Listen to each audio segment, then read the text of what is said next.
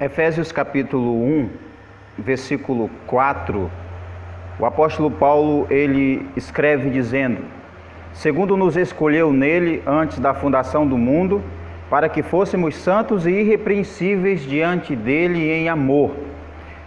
Essa é uma série de afirmações, como que um comentário seguido que Paulo faz a respeito do plano de salvação elaborado, criado e colocado em prática por Deus. E ele começa no versículo 3, que nós vimos no vídeo anterior, onde ele diz: bendito seja o Deus e Pai de nosso Senhor Jesus Cristo. No versículo 4 ele diz: segundo nos escolheu, Deus, segundo Deus, esse bendito seja o Deus e Pai de nosso Senhor Jesus Cristo. No versículo 4 ele diz que foi esse Deus, que é Pai de nosso Senhor Jesus Cristo, que nos escolheu nele, ou seja, é tudo com base nele, nos seus critérios, nos seus padrões, segundo sua escolha, segundo a sua vontade. Segundo nos escolheu nele, e veja, antes da fundação do mundo. O que significa antes da fundação do mundo? Antes de você e eu sermos criados, ele já havia escolhido, ele já havia separado. É bem claro o texto: segundo nos escolheu nele, antes da fundação do mundo. Antes da fundação do mundo é antes de você e eu termos feito qualquer coisa, boa ou ruim, ele havia escolhido. Então foi antes de o mundo ser criado, antes de você e eu existirmos, Deus já havia escolhido. Ele já havia criado esse plano, um plano, conforme Paulo vai descrevendo, que Deus elabora, onde ele escolhe pessoas e os padrões que ele estabelece para escolher não é com base no que essas pessoas fizeram, porque essa escolha ela é feita antes que qualquer um fizesse qualquer coisa. Esses padrões que Deus assim usa para escolher estão nele mesmo.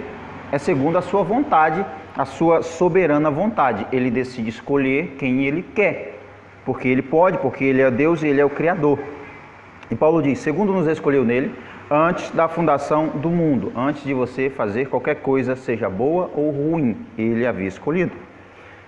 Agora, veja só, o maravilhoso é que Deus, ele escolhe pessoas, Deus, ele elabora um plano, e esse plano funciona da seguinte maneira: antes da criação de tudo, Deus, ele elabora esse plano, um plano maravilhoso, onde ele cria seres humanos, conhecendo cada um, tendo ele criado, sabendo dos nossos futuros erros. Deus, ele cria esse plano, ele cria todo esse projeto e ele põe em prática. E aí Deus cria os seres humanos. E aí nós conhecemos todo o processo da queda lá desde o Jardim do Éden e a humanidade se corrompendo cada vez mais. Mas nesse plano da salvação fazia parte, de alguma forma, que nós não sabemos explicar 100%, de uma forma que não reste dúvidas, estava incluso nesse plano de Deus essa queda. Não dá para nós negarmos isso. Nós não podemos negar que faz parte do plano de Deus a queda do homem. A queda no jardim não foi algo que pegou Deus de surpresa. Não foi um evento que não estava sendo esperado por Deus. Quando o homem peca no jardim, quando a mulher ali sendo aconselhada pela serpente, pelo diabo, então oferece aquele fruto e o homem assim também come e o pecado entra e bagunça com tudo, nós não podemos imaginar como tendo sido algo por acaso ou um acidente, algo que Deus não sabia ou que ele não tinha como impedir de acontecer. É óbvio que Deus tinha como impedir. Ele não impediu por quê? Porque sempre segue o plano que ele coloca, sempre segue os padrões, as regras e esse projeto maravilhoso que ele colocou. Dentro desse projeto não está apenas que o homem vai pecar e vai permanecer nesse estado de separação, porque o pecado separa o homem. O que Deus cria? Esse plano de salvação. E antes de tudo ser criado, Deus criou o plano de salvação, onde pessoas depravadas, pecadores, assassinos e todos mais seriam resgatados, seriam chamados de volta à comunhão com Deus, eles seriam trazidos de volta a Deus através de um caminho, através de um preço, através de um sacrifício. E Deus, ele criou não só como o homem teria que vir, mas ele providenciou o meio pelo qual o homem vem até Deus, até ele, e ele providenciou também a maneira pela qual o homem entenderia esse plano. Esse que é o maravilhoso. Então, vamos deixar da seguinte forma. Deus, ele cria um plano de salvação. Jesus Cristo vem e ele, de certa forma, põe em prática esse plano da salvação. E o Espírito Santo é o encarregado por convencer o homem do plano que Deus criou e desse plano que Jesus vem e executa. O Espírito Santo é o que nos convence. É Ele o encarregado de abrir os nossos olhos, de tirar a dureza do coração, de tirar os tampões do ouvido, para que nós possamos sentir, para que nós possamos ver e ouvir o chamado de Deus e atender, obedecer. Então Deus, ele cria, Jesus vem aqui como parte de pôr em prática esse plano de salvação e o Espírito Santo nos convence a aceitar, trabalhando na nossa vontade, esse plano de salvação que Deus estabelece para nós. O maravilhoso é que Deus chama homens para abençoar. Deus está chamando pecadores para abençoar eles.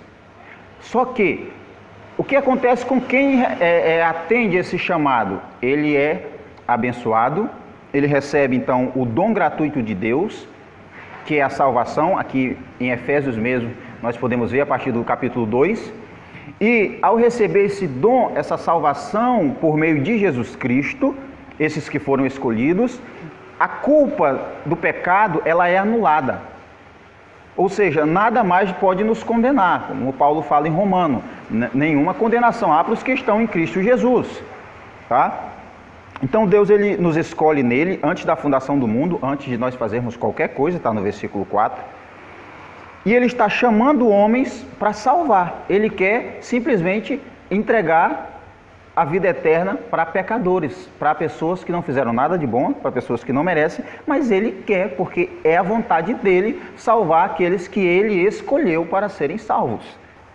O versículo continua e nós vamos ver que Deus não só nos chama para sermos abençoados, mas parte desse chamado traz consigo também não só uma bênção, uma graça, mas não só o perdão, mas também responsabilidades. A salvação traz para nós responsabilidades. Nós temos responsabilidades, nós temos as nossas obrigações e nós precisamos e devemos fazer, cumprir esses deveres que Deus nos coloca. E Paulo continua dizendo, antes da fundação do mundo, para quê? Então veja que há sempre uma razão. E Paulo cita 2 motivos pelo qual Deus, ele exige que sua igreja ande de forma que não venha se afastar. Ele diz, para que fôssemos santos e irrepreensíveis diante dele em amor.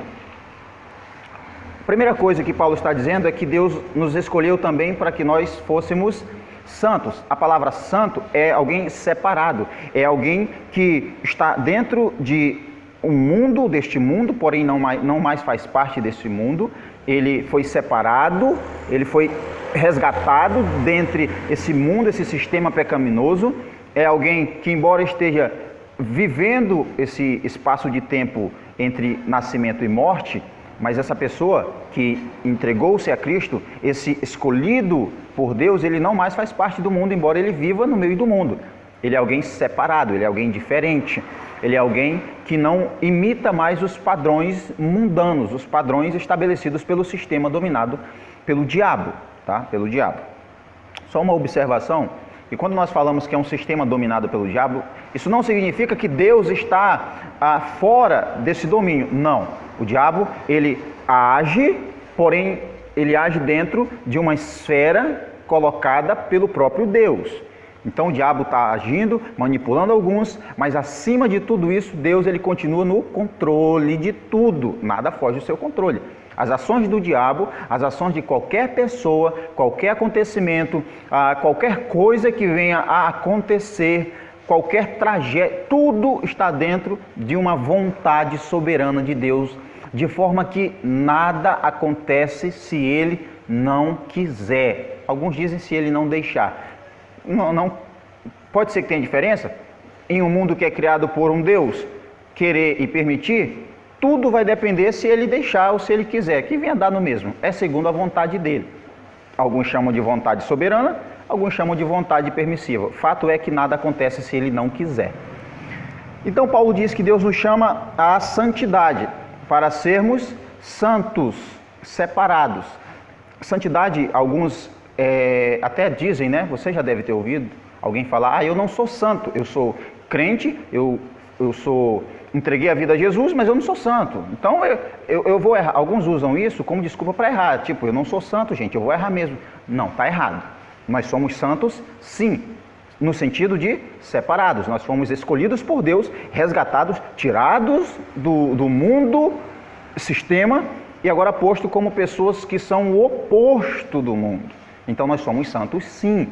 Nós não somos santos ao nível de Deus. Ninguém é perfeito, sem erro, sem mancha, sem nenhuma deformidade de caráter. Nós não somos nesse sentido. Pelo contrário, nós temos erros, somos falhos, uns mais mau caráter que os outros, e a salvação vem para transformar essa situação do homem. Ainda assim o homem continua sendo pecador. Então, no sentido de perfeição, só Deus. No sentido de ser separado por Deus, nós somos santos. Sim, você é separado por Deus. Pelo menos deve agir como tal, se você foi.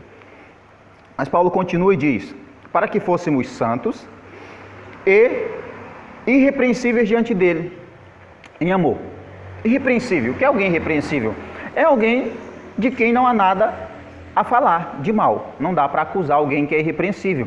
Embora nós precisamos entender que mesmo alguém sendo irrepreensível, essa pessoa não está digamos que isenta de sofrer ataques, porque mesmo alguém que seja um exemplo, que seja um modelo, que dê bom testemunho, que seja irrepreensível, essa pessoa está sujeita a sofrer ataques caluniosos, a surgirem mentiras a seu respeito, a pessoas perseguirem, falando mal, difamando. Então isso não impede que essas coisas ruins aconteçam.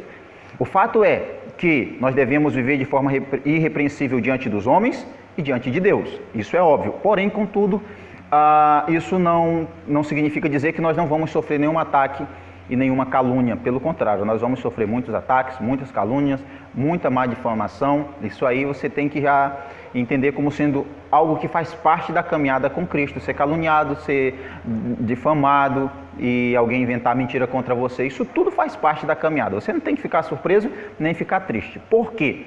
Porque Jesus disse que nós devemos nos alegrar quando alguém nos perseguir pelo nome dele.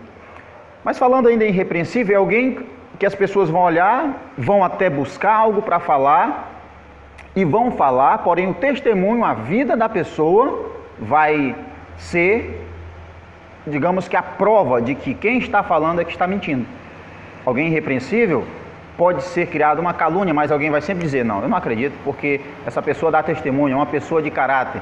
Então tem que ser irrepreensível, tem que ser alguém que busca o máximo andar segundo Deus quer. É alguém que leva a sério o seu chamado. Irrepreensível é alguém que é zeloso por tudo que faz, não para se mostrar, claro que não é para se mostrar, nada disso.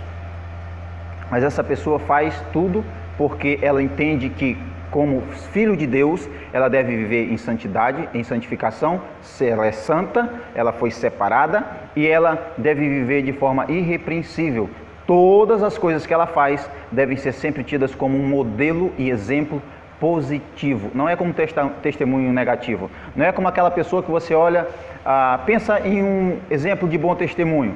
Aí você pensa e diz, é aquela pessoa. Agora você imagina alguém com um péssimo testemunho. Aí você imagina, pensa e diz, é aquela outra pessoa. Então, irrepreensível é isso. É aquela que é modelo, que é alguém de quem ninguém tem o que falar, porque ela anda na linha, ela anda segundo a palavra de Deus. Irrepreensíveis também diante de Deus em amor. Sempre em amor, irmão, sempre em amor. E como é que é alguém irrepreensível em amor? É alguém que ama de verdade. Alguém que ama de verdade. Alguém cujo amor não é só falado. Que eu posso estar aqui gravando um vídeo falando de amor e de tudo mais, mas eu posso não amar de verdade. E o que me adianta? Então, ser irrepreensível em todas as coisas, principalmente em amor. Porque o amor é a prova verdadeira de quem tem Deus e quem não tem. Quem tem Deus ama, quem não tem Deus não ama. Ser irrepreensível em amor é alguém que vive em amor. É uma pessoa que é exemplo. É alguém que não só fala de amor, que não só declara amor ou amar alguém, mas alguém que vive realmente esse amor, alguém que pratica esse amor de verdade, alguém em cuja vida é possível ver esse amor sendo praticado, sendo vivido de forma verdadeira, de forma sincera. Então é isso que o versículo 4 aqui está falando, que Deus, Ele nos escolhe antes de nós fazermos qualquer coisa, seja boa ou ruim, nós fomos escolhidos por Deus. E os padrões para que nós fôssemos escolhidos foram todos estabelecidos por Deus. As regras foram Ele que criou, os seus ensinos, os seus padrões, a conduta que nós devemos viver, ou a conduta a qual nós devemos imitar, tudo isso foi colocado por Deus. Os termos foram criados por Deus. Então, os termos vêm de Deus. Tudo, todas as regras, todas as normas, o padrão, o que serviu para que Ele escolhesse uns para serem salvos, tudo isso vem dele. Ele criou tudo isso antes de que o mundo existisse. Na eternidade, Ele mesmo pensou em tudo, elaborou o plano e criou o plano de salvação. Jesus então vem à Terra e Ele então põe esse plano em prática na sua parte de tornar público esse plano, de tornar conhecido esse plano, quando Ele mesmo declara sobre si: eu sou o caminho, a verdade e a vida, eu sou a porta e quem entra vai encontrar a pastagem. Quando Ele diz que Ele mesmo é a verdade, que Ele é quem liberta. Então Ele torna público o plano que Deus criou na eternidade de salvar pecadores. Então Jesus vem como sendo Ele próprio o caminho que leva o homem até Deus. E o Espírito Santo vem para nos convencer desse plano que Deus criou, que Jesus pôs em prática nesse sentido de pagar por esse plano, pagar o preço pelo seu e meu pecado, de uma forma que nós, pensando bem, qual é a parte que nós temos na salvação? É a fé? Mas não vem nossa, não é nossa fé. Então pense, qual é a parte que nós temos na salvação? Foi eu que criei. Sim, mas quem deu essa vontade? Quem deu essa fé para você crer? Foi Deus, mas eu que tive vontade. Quem te deu essa vontade? Mas foi eu que... Não adianta. Tudo o que nós precisamos para crer em Cristo é dado e fornecido por Deus. Tudo o que nós precisamos para sermos salvos é fornecido por Deus. Nós não temos participação alguma, senão em dizer sim, quando já temos a nossa vontade trabalhada para dizer isso. E nós temos apenas que dar graças a Deus.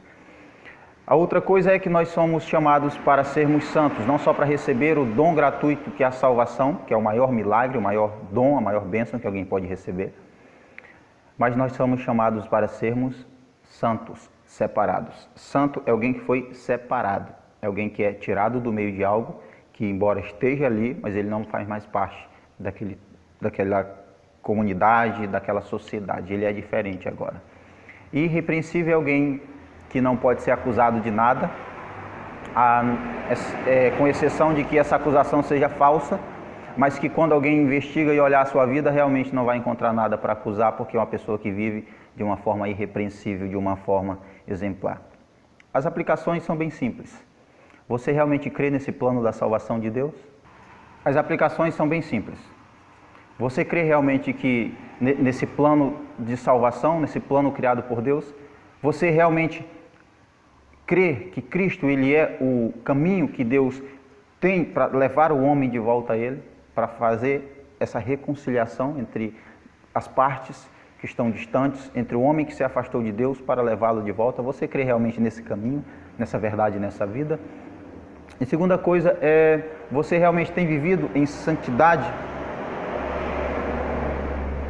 Você realmente foi separado ou você continua vivendo como que alguém que ainda faz parte desse sistema? Alguém que não só está vivendo no mundo, mas está vivendo como o mundo vive, imitando todas as condutas, todos os padrões estabelecidos pelo mundo.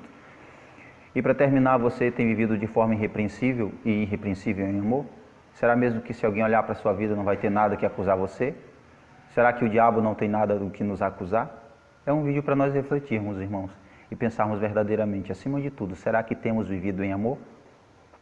Será que nós temos realmente na nossa vida um modelo de amor? Nós amamos mesmo as pessoas, nós amamos os nossos inimigos, nós amamos a Deus sobre todas as coisas?